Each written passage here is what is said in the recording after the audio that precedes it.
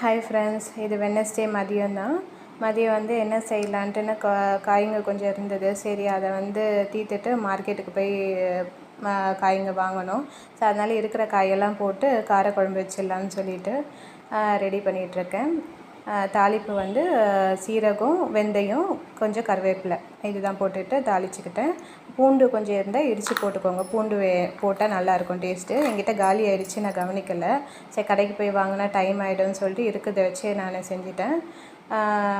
தாளிப்பு போட்டதுக்கப்புறம் வெங்காயம் ஆட் பண்ணிக்கிட்டேன். வெங்காயம் வதங்கந்தும் கொஞ்சம் முன்னாடி சால்ட் ஆட் பண்ணிவிட்டேன் வெங்காயம் போடும்போதே. அப்புறம் தக்காளியை வந்து அரைச்சி விழுது வச்சுருக்கேன், அதை வந்து அப்படியே ஆட் பண்ணிவிட்டேன். வெங்காயம் தக்காளி 2 வதங்குற அளவுக்கு கொஞ்சம் வேக விட்டுக்கிறேன், ஒரு 2 நிமிஷம். அதுக்குள்ளே சைடில் வந்து முட்டையும் வேக வச்சுக்கிறேன்.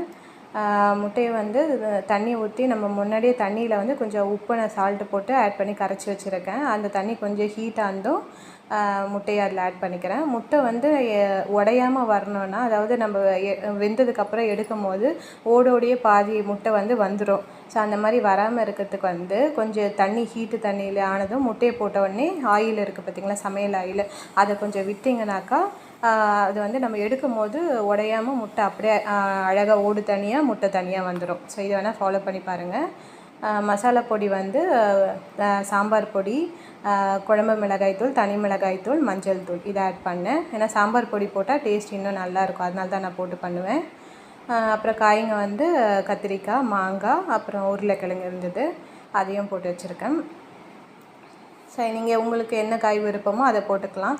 மாங்காய் போடுறதுனால புளிப்பு வந்து இதுலேயே இருக்கும், அதனால் நான் வந்து புளி வந்து சும்மா ஒரு குட்டியில் சைஸ் புளியை தான் நான் கரைச்சி வச்சுருக்கேன், ரொம்ப போடலை. எல்லாம் மாங்காய் போட்டிங்கன்னா நீங்கள் புளியை கூட வேண்டாம், அதை கூட நீங்கள் போடாமல் கூட செஞ்சுக்கலாம், நல்லாவே இருக்கும். உங்களுக்கு விருப்பப்பட்ட காய்ங்களே நீங்கள் போட்டுக்கலாம். ஸோ பாருங்கள், கொஞ்சம் லைட்டாக ஒரு 1/4 கிளாஸ் அளவு தண்ணி ஊற்றி காய் வேகிற அளவுக்கு மட்டும் நான் தண்ணி ஊற்றிக்கிறேன். அது காய் வெந்ததுக்கப்புறம் இப்போ வந்து மூடி போட்டு அப்பப்போ கிளறி விட்டுக்கோங்க. எண்ணெய் பிரிஞ்சு வந்தோடனே நம்ம புளி தண்ணி கரைச்சி வச்சுருக்கதை நான் இதில் ஊற்றிக்கிறேன்.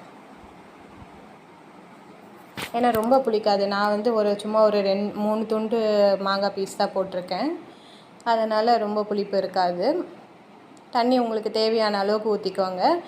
ரொம்ப கெட்டியாக வேணும்னா நம்ம இருக்கிற தண்ணியே போதும், இல்லை கொஞ்சம் தண்ணியாக வேணும்னாக்கா அதுக்கேற்ற மாதிரி தண்ணி நீங்கள் அட்ஜஸ்ட்மெண்ட் பண்ணிக்கலாம். பாருங்கள், நல்லா வெந்துடுச்சு. சாதம், முட்டை, அப்புறம் காரக்குழம்பு, அவ்வளோதான் காய் போட்டது. ஸோ இதுவே வேறு ஏதோ சைட் டிஷ்ன்றது இதுக்கு தேவையே கிடையாது. ஒரு அப்பளம் இருந்தால் கூட நம்ம இந்த குழம்புக்கு வச்சு சாப்பிட்டோனாலே ரொம்ப டேஸ்ட்டாக இருக்கும். செஞ்சு பாருங்கள். ஸோ இதை செஞ்சால் நைட்